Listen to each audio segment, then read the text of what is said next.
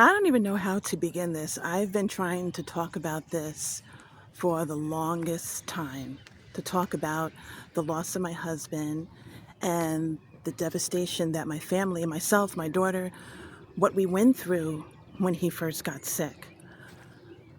But oh my goodness, it was like it turned our lives upside down. My husband and I, we had so many plans for the future, so many dreams. I mean, literal dreams that you dream at night.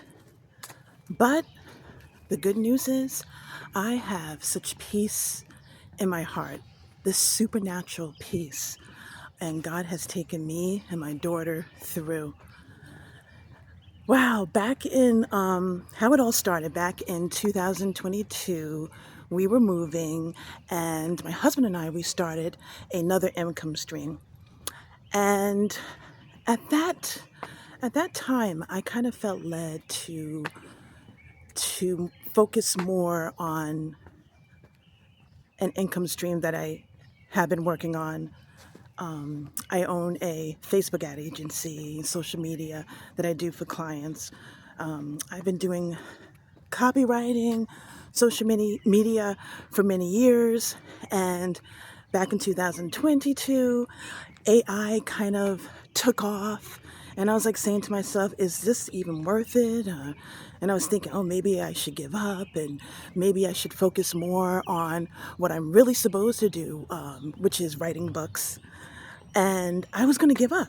But I'm glad I didn't because in 2022, my husband got sick. To make a very long story short, I felt led, God was leading me to focus more on kind of like monetizing the business that I was already in, to grow it at a point where I'm not always the sole one doing all the work, so to speak. And I kind of like, well, the income stream that we're in right now is doing really well. And then the goal was to save up enough so that we can focus more on our kind of like dream goals. Then, the day right after Thanksgiving 2022, that's when my husband got sick. He was in and out the hospital from, I would say, it started in December when he started to get sick to the point where he had to be hospitalized. Between December, January, he was in and out. And the funny thing is, we took health seriously. Eating right, exercising, juicing. And then, of course, when we moved, my husband kind of slacked off a little bit. But it just kind of took us for a loop.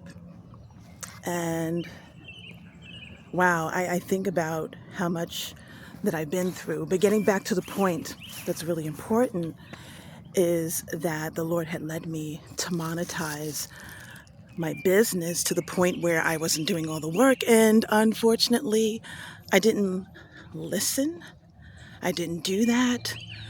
So when my husband was in the hospital, I could not keep up with the bills. I couldn't keep up just mentally. It was like I was very strong. I was very strong, which I'm glad about that. I was very strong. I wasn't like distraught to the point where I couldn't function, but I didn't feel like working. I didn't feel like doing client work, and that's one thing that I advise to anybody that has a business, even especially a business that is within the content sector where you're providing content for clients.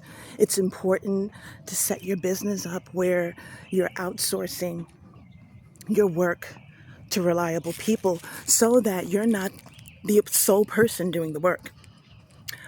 And I wish I had did that because it was like the day that my husband went into a coma. We were leaving, going to his doctor's appointment and to a heart doctor, and he had a heart attack in a Uber.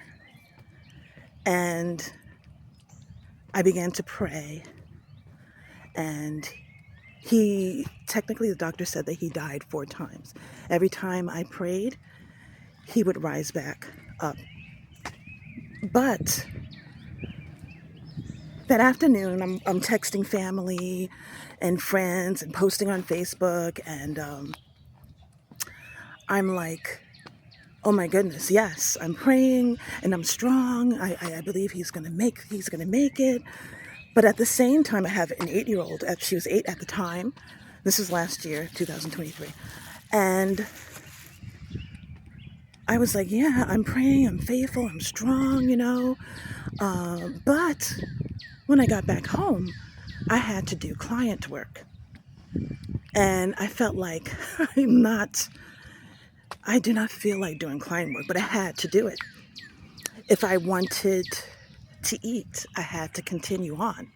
Whereas I had opportunity in my life to set my business up, not for failure, but to set my business up to be a source of income in the event that something happened. In my mind, I'm thinking something happened, whereas there's something economical, or we just want to take time off to travel, things of that nature. But never in my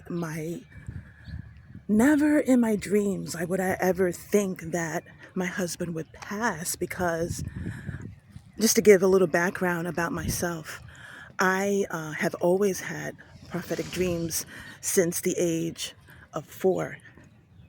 So between my husband and I, we had like 27 prophetic dreams about our future, about business ideas, various things, properties, homes that we will purchase in the future. So in my mind, while I was sitting in the hospital and the doctors were giving me bad news, I'm saying he's not going to die because those dreams haven't come true yet. To make a long story short, before all of this, back in 2015, I gave birth to my daughter. And it was a miracle baby, because for the past 18 years of marriage, we kept having losses. And that's a miracle in itself, because we were married 27 years when he passed. But for the past 18 years of marriage, when we first got married, I just had about 4 to 5 miscarriages. I would have dreams, both of us would have dreams about our future daughter. And after every loss, it was always an encouragement for God to give us a dream about our future daughter. And that was so encouraging to me. So if so many dreams had came true, that's just one dream. And we would give birth to a daughter after so many losses. And the doctors didn't even know why it was having losses. I knew for a fact that those 27 dreams that I had about my husband, between the both of us, we had dreams about the future, those were going to come true. There was no way he was going to die. On top of that, the Lord gave me a dream in 2022, even before that, the day before the Ukraine war. I dreamed that our family, my daughter, my husband and I, we were in the war, but the Lord had dropped hints within the dream, a way of escape. Maybe someday I'll share more details about that dream, but oh my goodness. In my mind, while I was sitting in the hospital, there's no way. But months later, things worked out. And the funny thing is, I had no clue, no vision, no clue how people would react towards me, even family, certain family members. There's a sector of family that was great, very encouraging, very supportive, but then there was a small set of family members that were totally against me keeping my husband alive. On top of that, they wanted me to give up my business and have the government to take care of me. And that wasn't a part of our dreams at all. That was never a part of our dreams. Our dreams were to move forward, to buy properties, to open future businesses that we actually dreamed about. And I was saying to myself, oh my goodness, this is not the life that I'm supposed to live. But oh my goodness. So I'm just sitting here, I'm walking here thinking about how much I've been through and how God has blessed me. It got to a point where during the time of his sickness, if only I listened and I monetized my business, grew it a little bit more, I would not have to ask for financial help. I got to a point where it was like I cannot focus. I cannot focus on praying for my husband's life. Take care of my daughter, take care of myself. That's the number one thing. I had to take care of myself for my daughter, helping her to be emotionally stable. But at the same time, grow my business. There's no way I could not do that. And I had no choice. The only choice that I had was to rely on a GoFundMe account. So various family members, friends, not all, got together. And I say that not to be rude, but when you go through a tragedy, you find out who really cares. You find out which family members really care. But that's why it's so important not to rely on people. And I learned that. And understanding that God is your source, because when God is your sole source, not GoFundMe, not people, and especially not the government, when God is your sole source, you don't have to worry about anything or rely on anything. The only thing you have to do is take action. And he gave me a gift of knowing what to do, because he was able to see in the future what was going to happen. But anyway, I had the GoFundMe account. Unfortunately, the place that I was staying in, just one second, our home, I should say, we had moved into kind of like similar to like a extended stay type of place, because we were in the process of moving. So we moved from one state to another. So we were searching for a new home at that point. And then that's when he got sick. At the same time, we were working on our income stream, which was doing well. And I was grateful for, but I knew in the back of my mind that the Lord wanted me to ease up on that income stream and focus on the one that I wanted to give up. Now I'm glad I didn't give it up. I'm glad that I didn't give up, because it became a profitable income stream. And I'm so glad that I didn't listen to people. And I'm so glad that I didn't rely on my emotions to give up. I'm so glad about that. It is so important to set your life, whether you have a job or whether you have a business.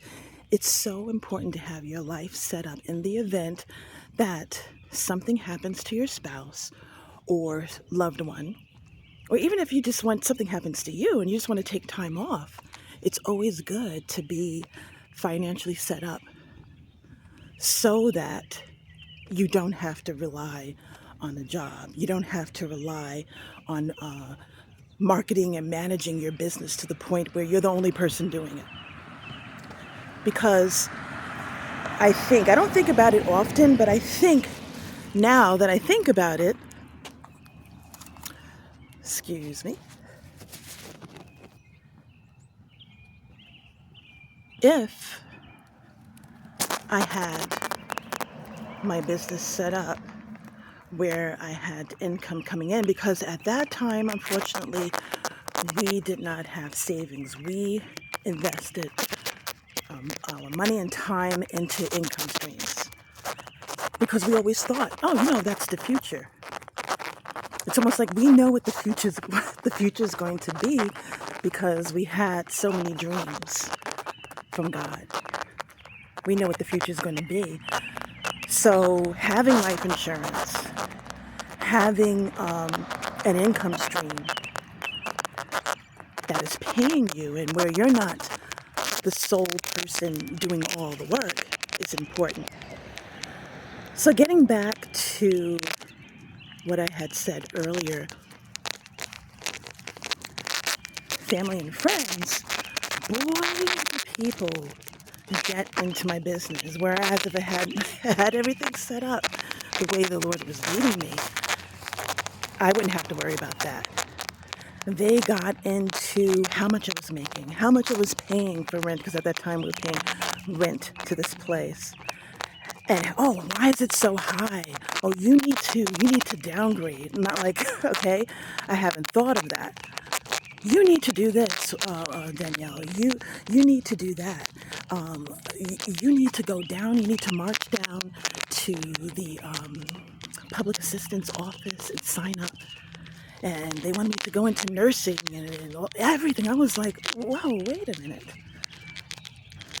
This is not a part of my plan. So while that's going on, I have to deal with the scariness of that phone call, whether the hospital was going to call and tell me that my husband passed. So I was like, this is too much stress. But I would love to share more about my life. I love to share in future videos of how things turned around. But I do want to share this one thing. The place that we were staying at, unfortunately, this is back in February, when the day that my husband had the 4 heart attacks, I was kind of like, oh my goodness, I can't even focus. I can't do any of the income streams. And I knew that a rental payment was coming up. So, as I mentioned, I had to rely on the GoFundMe, which was great. But I did not want to stay at the place where we were, because at the time we were paying between $2,000, $2,500 a month, which is not really a lot compared to New York, right? But that's what we were paying, and on top of that, I couldn't keep up with that. Unfortunately, I wasn't paycheck to paycheck because it was a business. I was payment to payment, so I relied solely on those payments for marketing, adding on new clients, which if I did it earlier, I wouldn't have to do that, but that's another story for another time. But I just don't know what to say. Back in February when this happened, I knew, even though monies were coming in from people, which I was grateful for, I could not stay at that place, so I found another place. Unfortunately, my credit wasn't where I wanted it to be, and I could not get approved for an apartment or a home or a rental, because that was one of the things that I was working on. So I prayed, and at that point I knew I wasn't quite relying on God. I was relying on fears. And the funny thing is, I did really well when it came to praying for my husband and eliminating worry. At first, of course, I was distraught. I went through, which is another story for another time, I went through a faith boot camp. I should say healing boot camp. I learned everything that I needed to know about healing, I should say. And it saved me. It saved me big time. And it increased my faith. I learned how to pray. And I know I'm jumping all over the place, but getting back to the place where we were staying, and I knew that I could not stay there. I had no other choice but to find an Airbnb. It was an Airbnb close to, I don't want to say what it said. It was an Airbnb and it was a nice neighborhood, nice quiet neighborhood. That's the one thing that I said I will not do. I will not, and this is back in back in February when I knew that I had to move. People were saying, oh, sometimes you have to live in a bad neighborhood. Sometimes that's what you have to do. That's the choice. I'm like, no. I know that even at that time, even though my faith at the time wasn't as strong as it is now, I knew, no, I'm not going to do that. God will provide me with a place. And I was in the mindset, because so many things going on, that I was like, I was beginning to become worried about finances big time. So I had no choice, as I mentioned. I found an Airbnb, and the goal was to stay in the Airbnb until I saved up enough to find a bigger place, so that when my husband was released, when he woke up, because in my prayers, in my mind at the time, that he would wake up, he needed to come home, right? So I needed to find a home with adequate space. And so we found a place. It was nice. The only thing, it wasn't private. It wasn't like a private house. It was a townhouse. It was three-bedroom townhouse. The landlord stayed on the premise in the basement. The only thing was, there was a room upstairs. My daughter and I stayed in the room. It was a nice, spacious room. And she had a little nook that she can go in and have like her little privacy. But we had to share the bathroom. I paid about $1,200 a month to stay in that room, shared bathroom. Of course, there was flat screen downstairs where you can watch movies and shows. Access to the kitchen, access to the backyard, of course, to do barbecues if you want it. And if you know me, I am a very private person. I didn't grow up like that, and I certainly didn't want my daughter to grow up like that. My grandfather built the house that I lived in. I always had my own room. My parents, we went on vacations. On the weekends, we went to their vacation home in the Poconos. So I was not going to allow my daughter to grow up in a bad neighborhood. No offense to anyone that has grown up in a bad neighborhood. It's just that I could not function. I could not function, do content writing for clients, and have to worry about being in a bad neighborhood. Especially since the past 2 years, I invested time and energy on learning how to grow my business to 10K. That was my goal at the time, to grow my business to 10K. So when people came at me, family and even friends, when they came at me and they were like, oh, Danielle, you should give up your business and go on public assistance and, do whatever. I was like, that is not a part of my goal, not part of my plan. And I'm not going to do that. So anyway, we stayed there. And I remember, I think it was near Memorial Day. It definitely was last year this time. It was definitely around May. And we were outside. And we were playing with, I was playing ball with my daughter in the backyard. And she said something to me, and I thought about it. She was like, oh, Mommy, I wish that we could rent the entire house. And in my mind, I was like, that would be a good goal. But it seemed impossible at that time because the landlord was staying there. She was staying in the basement. And she was actually remodeling the basement so that the tenants, she called the Airbnb guest tenants, which I was long term. She knew I was long term, and she was building a wall. So she had a construction worker come in to build a wall so that we can have access to the laundry room. So for someone to invest time and money to have a laundry room built out, a wall put up, is not someone that seems like they're planning to move anytime. So I think to my daughter, I said, instead of being negative and saying, well, my friends and family members that were negative would say, oh no, we can't do that. Instead of saying, oh no, I don't think that's going to happen because XYZ, I said, you know what? That's something to pray about. That is something to pray about. Ask Jesus about that. And we were like, okay, that's a nice idea, but we have to pray about that. It would be nice if it's not this place, it will be another place like it.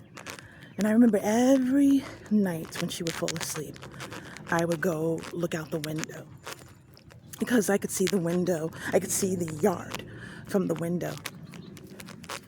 And I would say, I was praying and saying, Lord, I would love to have a place like this.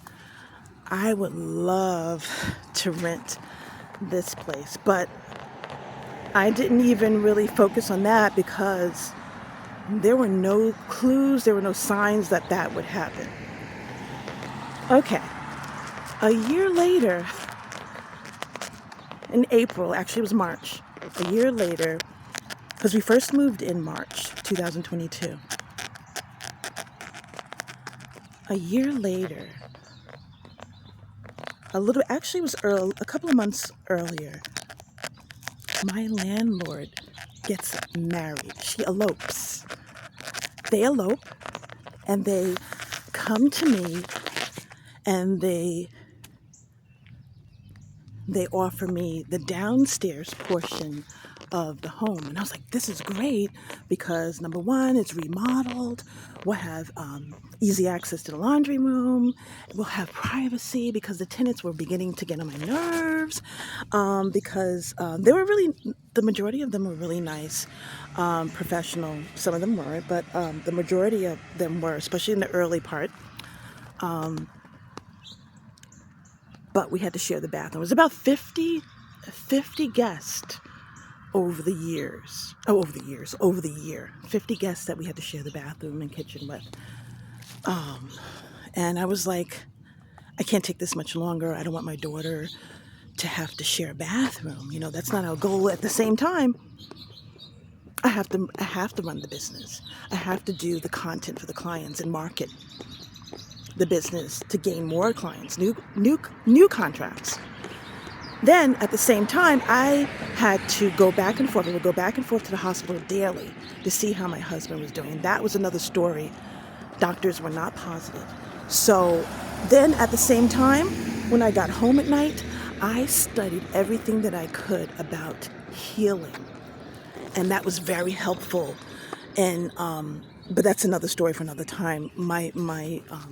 What I want this video to be about is basically about what I went through financially and how God helped me to overcome. So anyway, I had no clue that my landlord would move. They bought a small house, and I would have access to the bottom. And the plan was going to be where there would be a tenant. They were eventually going to give up the Airbnb and have like a permanent tenant upstairs, and then we would have the downstairs.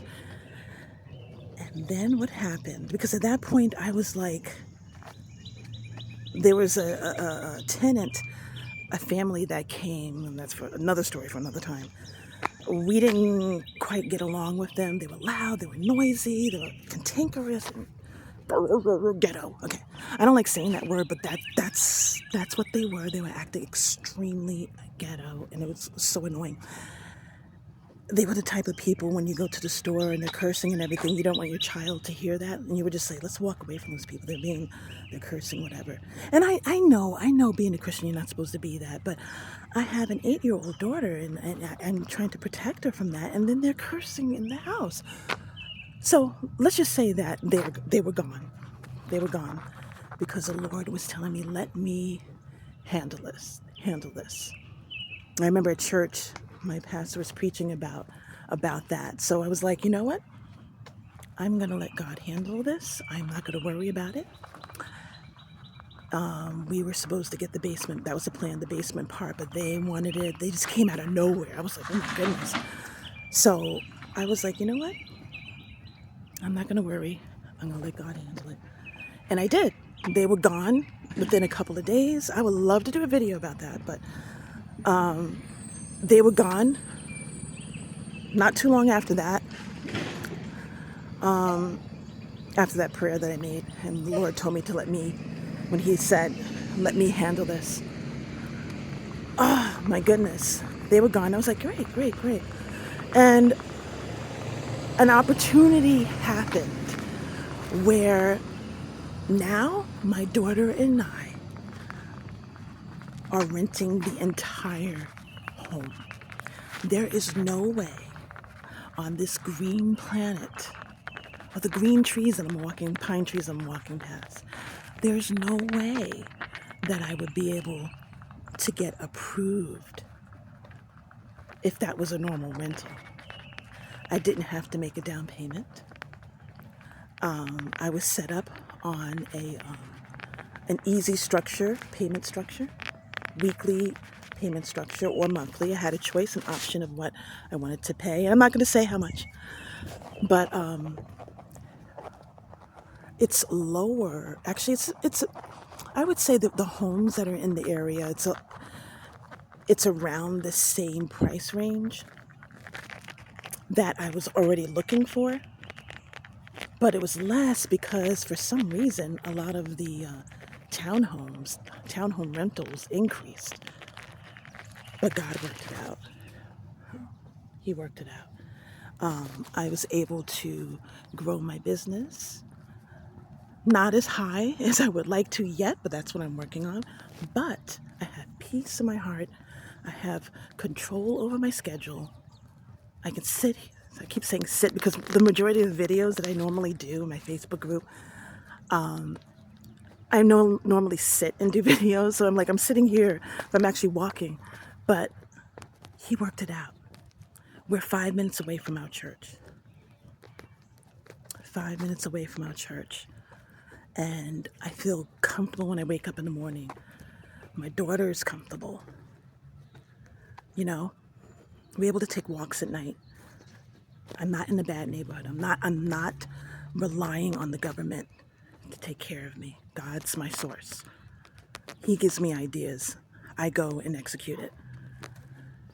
But, oh my goodness. What if I listened to people?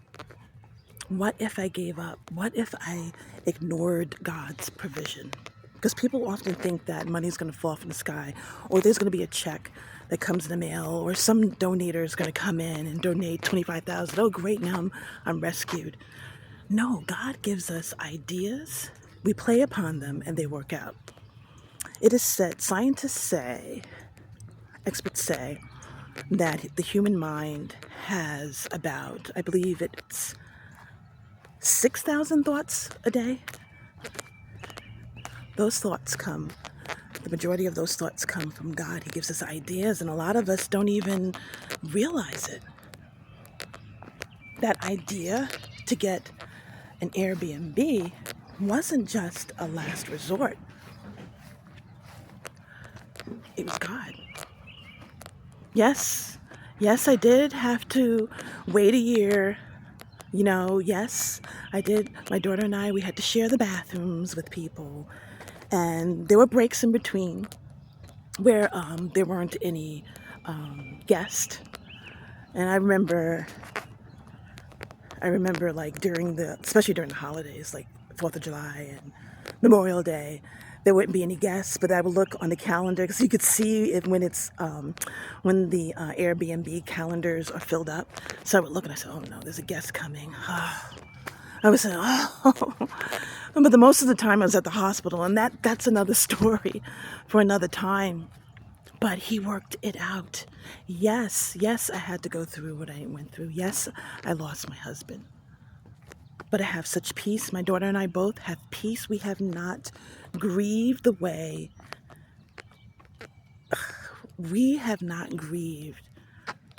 most people would grieve over losing a spouse. And I've always been the biggest worry ward and would cry on the drop of the hat. God allowed us to escape that. And a lot of people don't understand that. They're like, oh, you have to grieve. It's okay to cry. It was a miracle that we haven't grieved. Now, of course, I think about him, and oftentimes I'm like, oh, I wish he was here. If he was here, oh, things would be different. Or I would do this, I would do that. But that's okay. And it's just so beautiful how, what if God, I don't even know what to say. I don't know what to say, because the majority of the people who were trying to give me advice and tell me, oh, sometimes you have to live in a bad neighborhood. Sometimes you have to do this and that. And they're so-called Christian. They're Christian. I shouldn't say so-called. They were Christian. What if I did that?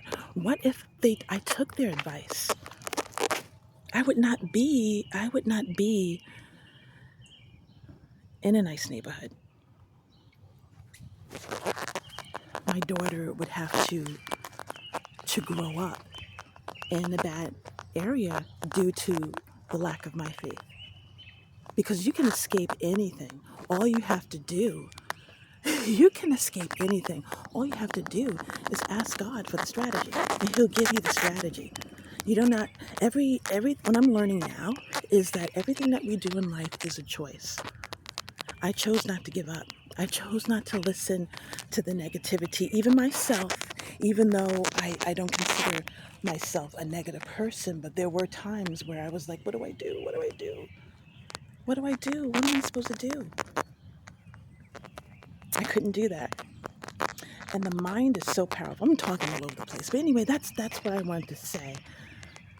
God has been so good that He gave us that idea.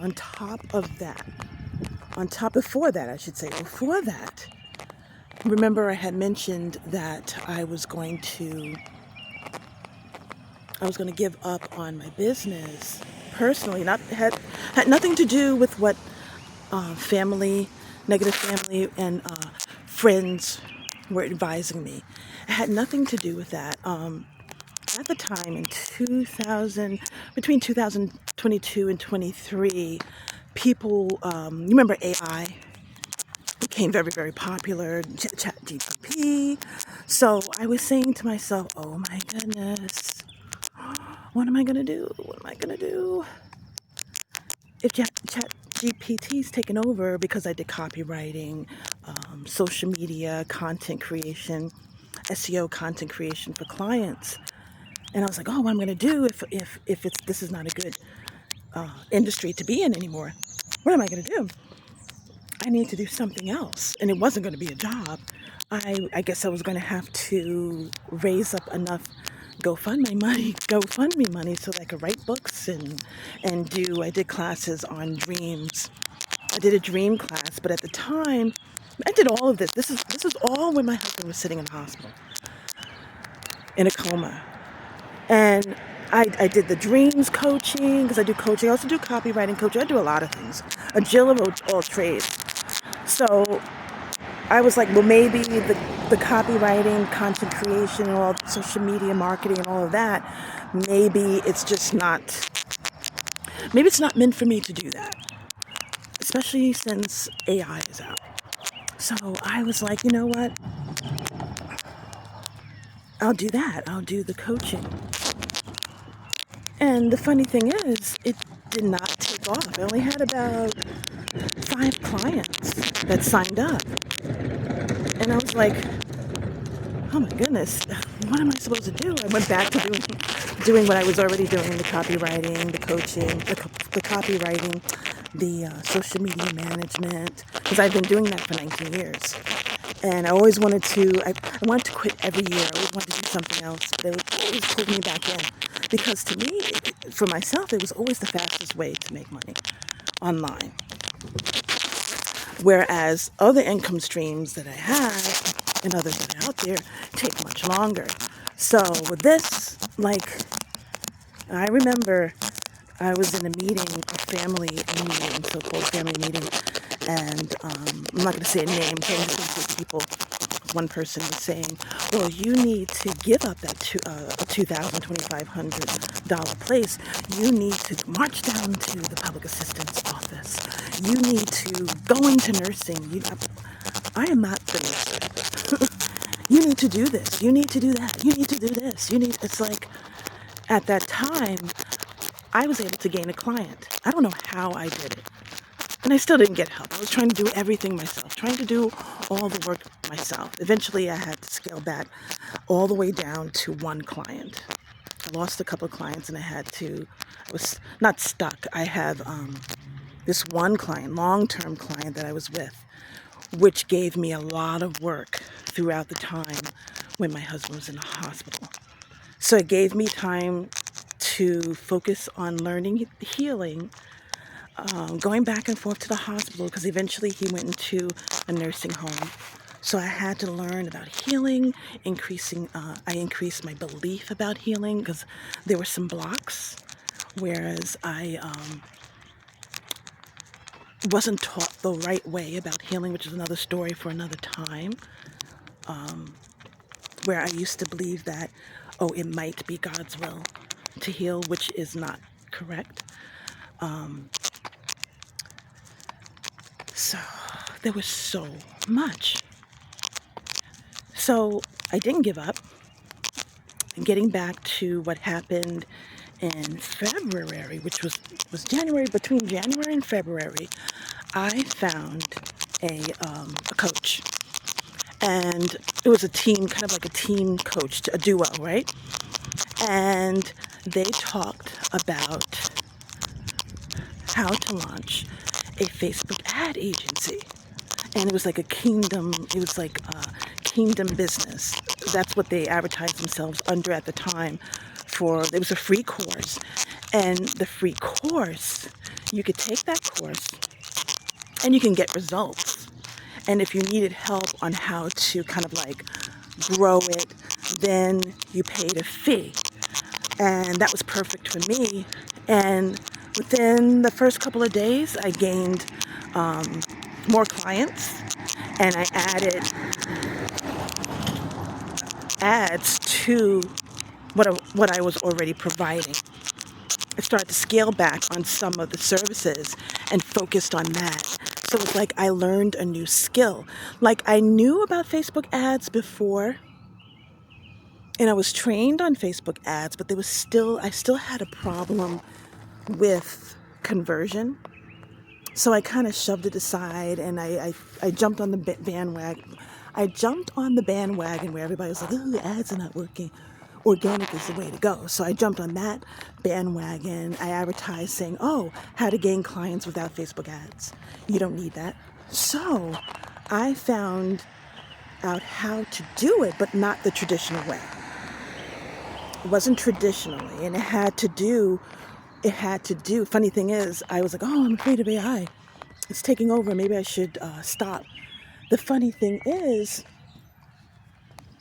the free course had to do with AI.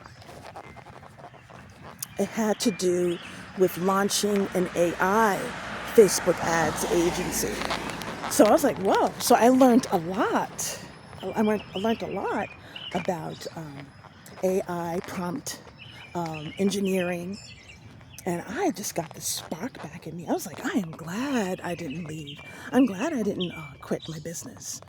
My business grew. I'm still learning. And the funny thing is, what I like about it is I was able to learn as a process, following a system that actually worked, understanding the mistakes that I made. And it was great. I just felt so excited about it. So that's another thing I should have mentioned earlier. My name is Danielle. I didn't even mention my name. My name is Danielle, and I have another channel that I'm trying to grow. It's called Social Mediapreneur, and I have a Facebook group called Social Mediapreneur. So, oh my goodness, I call this channel the Waymaker's Oil because it reminds me of the story in the Bible about. I'm sorry. I was originally going to name it the Widow's Oil, but that was taken. So I changed it to the Waymaker's Oil. So in the story in the Bible, with the widowed woman whose children were going to be sold to slavery unless she paid a debt that her husband had. If she didn't pay that debt, her children, her boys, I believe they were boys, they would be sold into, her sons would be sold into slavery. But she had called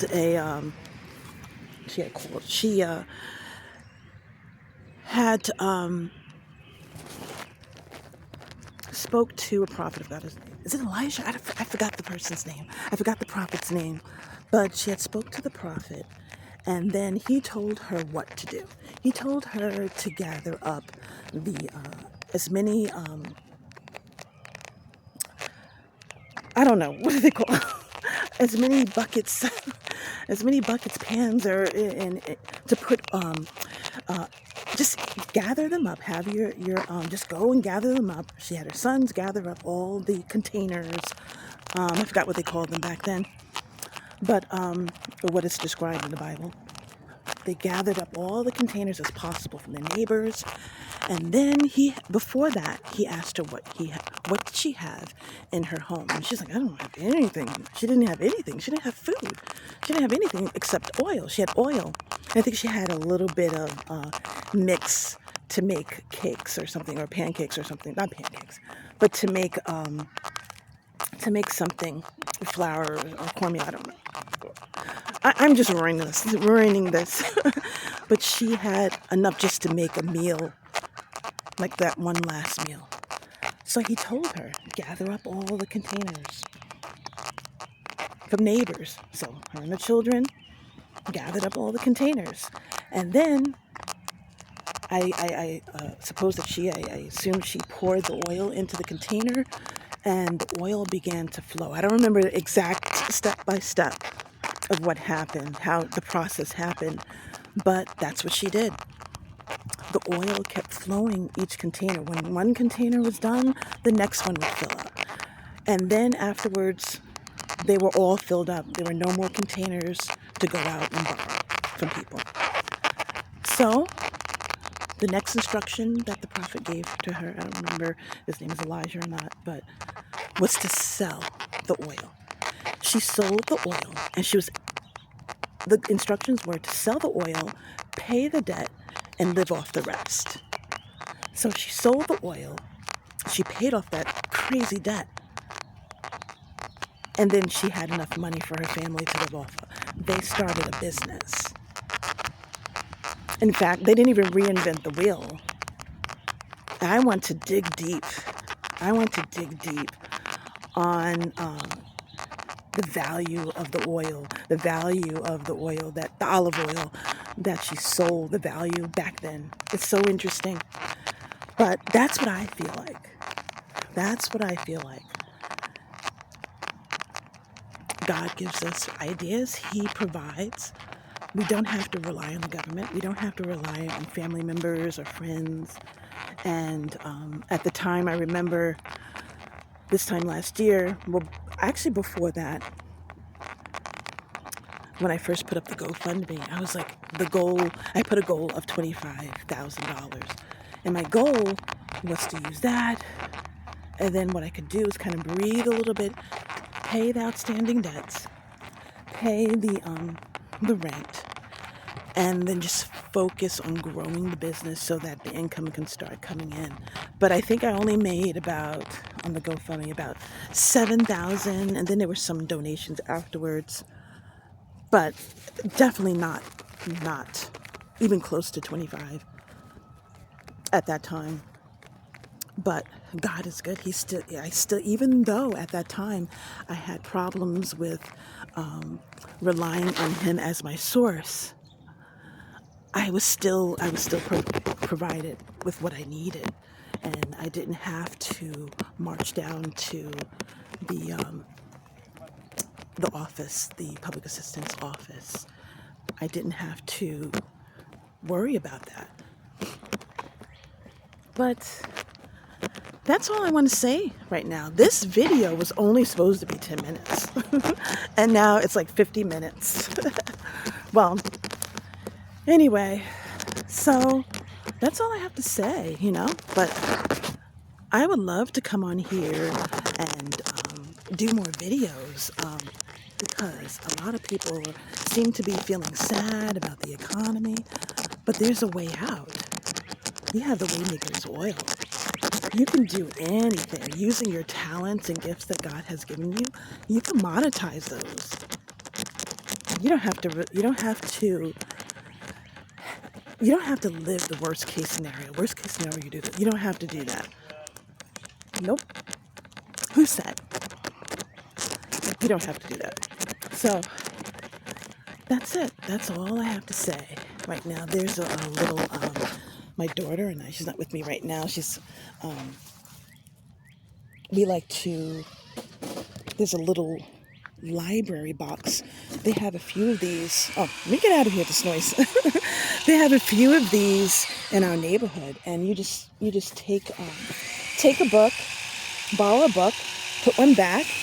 Laughter is the best medicine. That's Chicken Soup for the Soul. That's very interesting. And there's some other books. There's children's books. You can, if you have older books that you're not using, you can put them here. People can borrow them. But that's very interesting. Laughter is the best medicine. Let me see. I wonder what this is about. I usually don't, I don't know if you could see this, but I usually don't read books like this, but it's very interesting. Maybe I'll come back and just read it. Nobody takes it.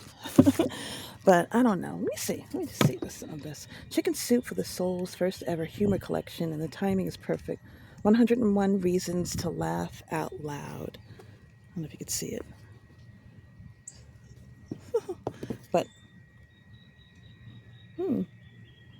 it says, then this book is your prescription. I like to make people laugh. And I remember, just really quick before I end this, I remember when I was in the hospital one day visiting my husband, and when he was in a coma, and one of the nurses I heard in the distance, they were talking casually to another nurse, and I heard one of them say that laughter is the best medicine, and that's true. And I like to make people laugh, I feel like I haven't really made people laugh in a while, except for my daughter, because of going through my husband's sickness and then his untimely escape to heaven, I call it. I don't like to say death. That's another story for another time, because I canceled the funeral. Did not have a traditional funeral. Nope. We had a service, but it was not that crying and, getting the hearse and getting the limo and then the funeral home, the wake and all of that. So that's why so many people were mad at me. But anyway, so I am glad that you guys dropped by to listen to my story. I have a lot more to tell. A lot more of encouraging videos too that I would like to share. Subscribe to this channel and put on your notifications so when I do post, you get notified. But that's all I have to say tonight. That's all I have to say for now. I hope you guys have a great rest of your day.